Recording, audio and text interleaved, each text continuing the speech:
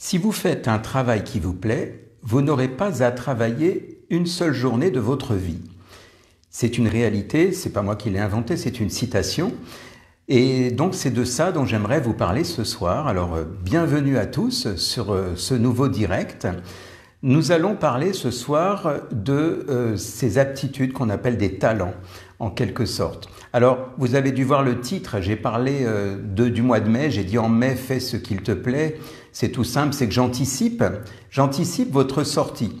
En quelque sorte. Vous savez, c'est un peu comme quelqu'un qui est en prison ou à l'hôpital ou je ne sais où, et on anticipe la sortie. Et voilà, il y en a qui comptent les jours déjà. Donc là, moi, ce que je voulais simplement, c'était partager avec vous certains points. Et l'avantage que vous avez aujourd'hui, c'est que vous êtes, si ça se trouve, en train d'en profiter. C'est-à-dire, aujourd'hui, qu'est-ce que vous aimez faire et que vous faites finalement, sachant qu'il n'y a aucune contrainte.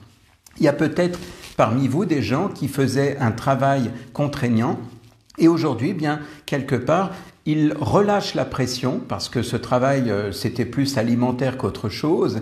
Et puis aujourd'hui, bien, c'est peut-être l'avantage, le bénéfice qu'ils ont d'être là, chez eux, et de se dire, bah, au moins, là, je me lève le matin et je fais des choses qui me plaisent. Alors, je ne sais pas ce que c'est, hein. Peut-être que c'est faire du bricolage, peut-être que c'est jouer à un jeu, peut-être que vous écrivez des textes, peu importe. Mais en fait, quelque part, c'est de ça dont j'aimerais parler parce que si en sortant d'ici prochainement, vous pouviez écouter votre cœur, vos vibrations intérieures, votre ressenti et vos envies, eh bien, qu'est-ce qui vous ferait plaisir ?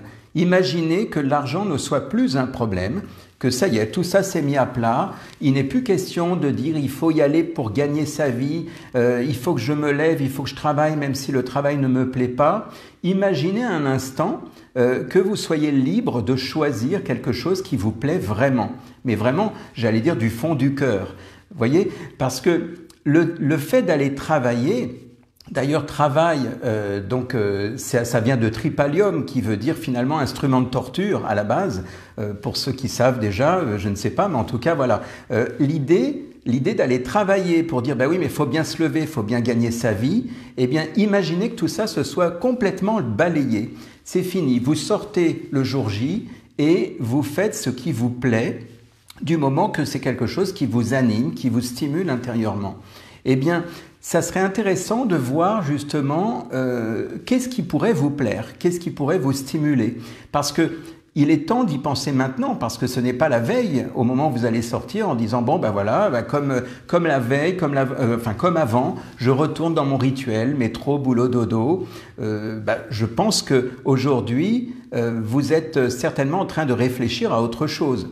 Alors peut-être qu'il y en a qui vont retourner au travail en disant oui mais bon on peut pas changer comme ça, puis c'est pas facile, puis il faut gagner de l'argent, il faut que je paye tout ce que j'ai accumulé en facture.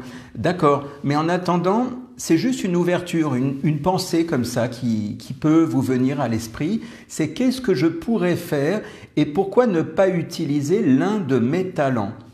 Alors là, j'entends une question derrière l'écran que vous devez vous poser, c'est « Oui, mais moi, je n'ai pas de talent. » Parce que le premier réflexe quand on parle de talent, c'est de penser à un talent artistique. C'est-à-dire, on peut se dire « Oui, mais alors, chanter, dessiner, je ne sais pas, moi, savoir écrire, tout ça, c'est des talents, on pourrait dire, artistiques. » D'accord. Mais moi, je vous parle des talents qui sont, comme on dit, des aptitudes innées. C'est-à-dire que vous êtes né avec, ça s'est développé intérieurement en vous.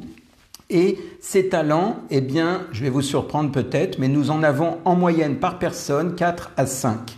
4 à 5 talents chacun par personne. Alors, je parle bien, comme je disais, de tout ce qui est en dehors des talents artistiques. Si vous savez danser, chanter, faire des tas de choses, c'est en plus. Mais il y a fort à parier que dans ces talents artistiques, il y ait des talents, ceux dont je vous parle, des talents qui sont effectivement des formes de pensée. Parce qu'à la base, ces talents sont des talents qui ont été répertoriés. Pour vous dire, on en a classifié 34 exactement. Il n'y en a pas un de moins, pas un de plus. 34 talents sur un panel finalement de 2 millions de personnes. Eh bien, il y a eu des statistiques qui ont été faites et on a extrait comme ça 34 talents. Et en fait, nous avons tous, vous, moi, tout le monde, même ceux qui doutent, ceux qui se disent « non, mais moi, j'ai pas de talent, non, mais moi, c'est pas pour moi, ça, c'est pas possible ». Parce que très souvent, on se dévalorise, très souvent, on se sous-estime. Et on considère que ce n'est pas un talent parce que ça semble facile pour nous. Parce qu'on a toujours su faire ça. Pour nous, c'est « oh, il n'y a pas de problème, mais ça, j'ai toujours fait, c'est normal ». Parce qu'en général, lorsqu'on a un talent, on l'exploite tellement naturellement qu'on oublie de regarder autour et de se dire bah, « tiens, les autres ne savent pas faire ce que je sais faire ». Et ça, c'est assez intéressant. Donc, l'intérêt, si vous voulez, ça pourrait être de faire une introspection sur ce genre de situation, là où vous en êtes, et puis de vous dire, tiens, et si je pouvais finalement profiter de ces moments-là d'introspection pour voir qu'est-ce que je peux faire et quels sont les talents que je peux mettre en œuvre. Alors, on pourrait se dire, oui, d'accord, c'est bien beau de dire qu'il y a 34 talents qui ont été répertoriés, mais quels sont ces talents? Comment moi je peux les trouver finalement? Eh bien, en quelque sorte, si vous voulez, un talent, en général, bon déjà, ça ne meurt jamais. Ça veut dire que même si vous étiez tout petit et vous aviez découvert quelque chose, mais qu'on vous avait dit, écoute, arrête de dessiner ou arrête de, je sais pas quoi, de réfléchir ou de rêvasser, peut-être qu'il y avait un talent caché à ce moment-là et vous l'avez enfoui parce que finalement, vos parents peut-être vous ont dit, arrête de faire ça, fais autre chose. Et pour le coup, eh bien, vous l'avez un petit peu enfoui, donc il s'est endormi, mais il n'est pas mort, en quelque sorte, parce qu'un talent ne meurt jamais. Il est toujours en sommeil, il est toujours là, et à tout âge, on peut le réveiller. Donc, ce qui est intéressant, c'est que quand on arrive au monde, on a environ 100 millions de neurones en fait, et puis au fur et à mesure, eh bien, il y a un tri qui se fait dans votre cerveau. C'est-à-dire qu'au fur et à mesure, par exemple, quand on arrive à l'âge de 16 ans, eh bien, il y a déjà une perte de la moitié au niveau des connexions neuronales, et en fait, même si vous perdez la moitié, on pourrait se dire « ah oui, mais alors dis donc, c'est énorme, sur 100 millions, j'en perds déjà la moitié », eh bien, déjà, il y en a plus que 100 millions parce que 100 millions, c'est à la naissance. Donc, quand vous grandissez, il y en a qui sont là, et il y a un tri qui, quelque part, se fait. C'est-à-dire que c'est un peu comme si vous traciez une sorte de chemin qui fait que vous allez avoir une aptitude qui va se dessiner au fur et à mesure. Il y a des choses que vous oublierez de faire ou vous allez délaisser. Et puis, à côté, il y a des choses que vous allez, au contraire, favoriser. Et c'est là où vous allez développer des aptitudes, en quelque sorte. Donc les talents dont je parle, finalement, ce sont des modes de pensée, comme je disais. C'est-à-dire qu'il y a 4 catégories de modes de pensée. Il y a tout ce qui est lié aux efforts. Donc tout ce qui est lié à l'effort, alors pour certains c'est tout à fait naturel et ça semble comme une évidence.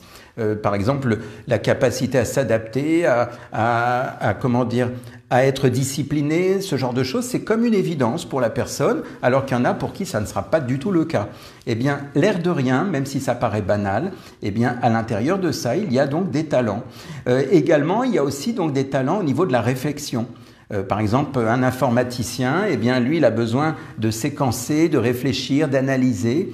Eh bien, lui aussi, il va faire appel de façon inconsciente, sans même s'en rendre compte. Il va faire appel finalement à certains de ses talents. Des capacités analytiques, ce n'est pas donné à tout le monde. Il y a des gens qui ne savent pas parce qu'ils sont complètement noyés, confus.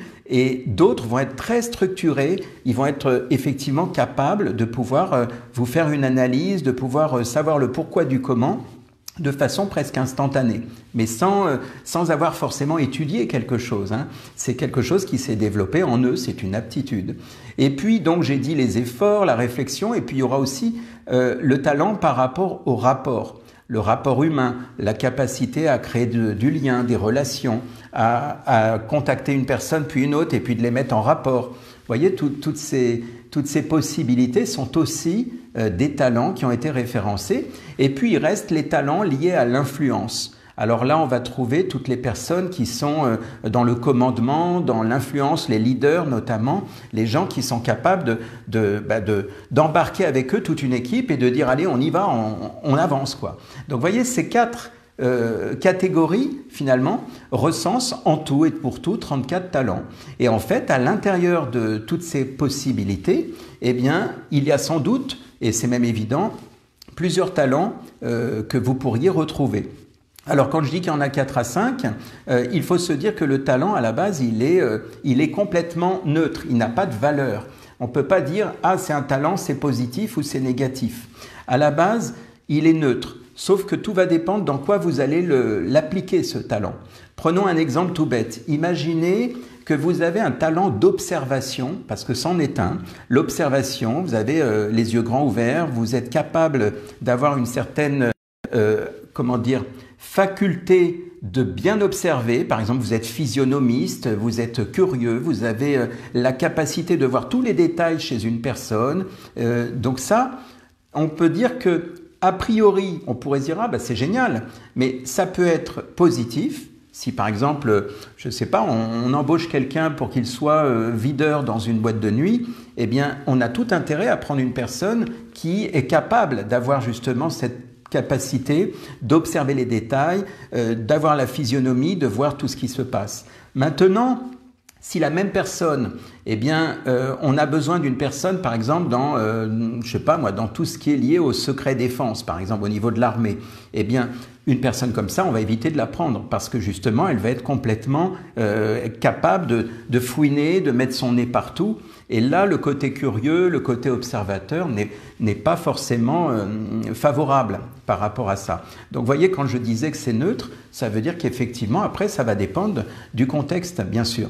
Donc, voilà, ces quatre catégories, donc l'effort, la réflexion, le rapport et puis l'influence, eh bien, vont englober finalement les 34 talents.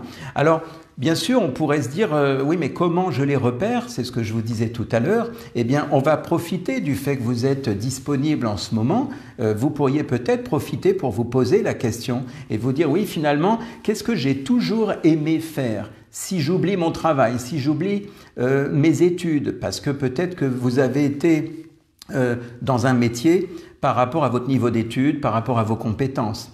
Mais ce n'est pas forcément pour ça que ça vous plaît. C'est-à-dire que vous étiez capable, et puis à défaut, puisque là vous aviez des bonnes notes, on va dire, eh bien vous vous êtes dit, allez, je vais me lancer là-dedans. Mais si ça se trouve, ce métier ne vous plaît pas du tout, ce que vous faites dans la vie. Et en fait, l'idée, c'est ça, c'est de vous dire, tiens, qu'est-ce que je pourrais faire qui me plaît vraiment et qui me mobilise intérieurement? Alors, pour repérer un talent, finalement, eh bien c'est simple, il y a des critères qui vont vous permettre de les localiser, ces talents. Dans tout ce que vous faites et que vous aimez faire, imaginez, vous dites, j'adore, je sais pas, moi, j'adore écrire des chansons, j'adore rêvasser, j'adore penser à plein de choses. Eh bien, il y a fort à parier qu'il y a des talents à l'intérieur de cette facilité à faire des choses. Donc, ça peut être, prenons un exemple tout bête, imaginez, un appareil est cassé chez vous, vous n'avez jamais étudié cet appareil, mais comme par magie, vous êtes capable instantanément de le démonter et de le remonter. Pourtant, personne ne vous a montré de mode d'emploi, c'est comme une évidence pour vous. Eh bien là, il y a certainement un talent qui est en jeu. C'est-à-dire une capacité peut-être à séquencer les choses, à savoir exactement qu'est-ce qui va avec quoi, etc. Il y a des gens qui seraient incapables de le faire. Il y a des gens, ils vont vous dire, non mais moi je sais pas comment tu fais pour réparer ça, mais ce côté un petit peu ingénieux de pouvoir se dire, tiens j'improvise et je sais pas comment je me débrouille mais j'y arrive, eh bien c'est forcément, on va dire, habité par un talent à l'intérieur. Et donc, il y en a plein, effectivement, plus qu'on ne l'imagine. Donc, si vous faites un apprentissage rapide de quelque chose que vous ne connaissez pas du tout, eh bien, on vous montre quelque chose et puis presque instantanément, vous avez capté, alors que c'est tout nouveau pour vous, eh bien, là aussi, vous êtes dans cette capacité finalement à réveiller un talent qui est à l'intérieur. Également, si ça vous procure une source intense de plaisir. Imaginez, vous faites une action, une activité qui vous procure une source intense de plaisir. Eh bien là aussi, ça veut dire qu'il y a en vous, si ça vous procure une belle énergie, vous vous sentez, mais vous n'êtes, on pourrait dire, quand vous faites ça, vous n'êtes jamais fatigué, jamais épuisé. C'est quelque chose, à la limite, on vous en redonne, vous adorez ça. Eh bien là aussi, vous êtes automatiquement en train de travailler, de faire quelque chose avec des talents à l'intérieur. Tout ça, ça joue aussi. Et si, il y a aussi la spontanéité aussi. Quand vous êtes capable d'être dans cette spontanéité, de pouvoir improviser les choses, de vous adapter finalement en temps réel. Donc je pense que là j'ai fait à peu près le tour. Et puis si réellement vous ne savez pas, alors c'est là où je vous disais qu'on va peut-être profiter si vous êtes en famille ou même par téléphone, c'est de demander à vos proches, de demander aux amis, à la famille, en disant voilà. Parce qu'en général, pour soi, comme je disais tout à l'heure, on ne peut pas imaginer, on se dit, bah non, mais moi j'ai toujours fait ça, ça me paraît évident, c'est normal. Eh bien, c'est les autres souvent qui remarquent. Et là, il ne s'agit pas d'être modeste, il s'agit juste de leur poser la question, de dire, toi ma sœur, toi ma mère, toi mon père, ou toi mon ami, toi qui me connais bien, selon toi, qu'est-ce que tu trouves de talentueux chez moi? Pourquoi tu me trouves doué? En quoi je suis doué? Aussi bien, on va vous dire, bah, toi, tu es très doué quand tu cuisines, par exemple, ou toi, tu es très doué pour réparer une montre.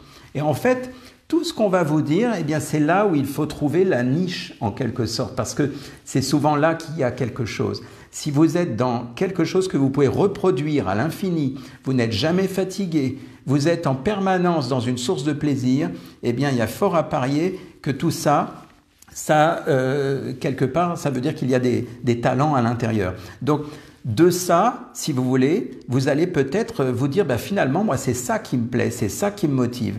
Si la motivation, je ne sais pas, moi, c'est d'être en connexion avec les uns les autres, alors peut-être qu'il y aura l'idée de vous dire, tiens, ben, peut-être qu'un jour, pourquoi pas au mois de mai ou je ne sais quand je sortirai d'ici, eh bien, peut-être que je pourrais m'orienter vers quelque chose qui me plaît et qui est en rapport avec, par exemple, le relationnel. Et puis si c'est dans l'analyse, eh bien peut-être autre chose. Vous voyez ce que je veux dire? Donc comme je vous disais, posez-vous cette question, ça pourrait être intéressant de préparer déjà votre sortie. De préparer votre sortie en vous disant voilà, pour ne pas retourner dans mon train-train quotidien, métro, boulot, dodo, si ça se trouve, comme je disais tout à l'heure, il n'y a rien qui vous plaît là-dedans, mais c'est juste alimentaire, eh bien, posez-vous cette question en disant si l'argent n'était pas un problème pour moi. Imaginons, on oublie l'argent, il n'y a plus d'argent dans ce monde. Qu'est-ce qui me plairait de faire là? Qu'est-ce qui me plaît? Alors, il y en a, ils vont peut-être dire, ben, moi, c'est d'aller élever des chèvres en pleine nature. Ben, c'est OK, hein. Mais posez-vous cette question parce que je trouve que ça peut être intéressant. Moi, c'est vrai que des fois, les gens viennent me voir pour ce genre de questionnement. Il y a des gens qui, des fois, se disent, mais moi, je ne sais plus quoi faire. J'ai envie de changer de métier, mais je ne sais pas vers quoi me tourner. J'ai peur. Eh bien, c'est là où vous pouvez vous poser la question. Profitez-en puisque là, vous êtes en mode stand-by. Donc, posez-vous la question et puis n'hésitez pas à vous poser la question les uns les autres dans la famille, de vous dire, tiens, pourquoi je suis doué selon toi? Voilà, je pense que j'en ai assez dit. Et donc, à vous de jouer, à vous de tester, de voir ce que ça donne. Ça pourrait être, je trouve, sympa et ça pourrait vous préparer pour l'après, pour le jour d'après, comme on dit. Voilà, je vous souhaite une belle soirée et puis bien, je vous retrouve très prochainement pour un autre direct sur un autre sujet. À très bientôt et merci.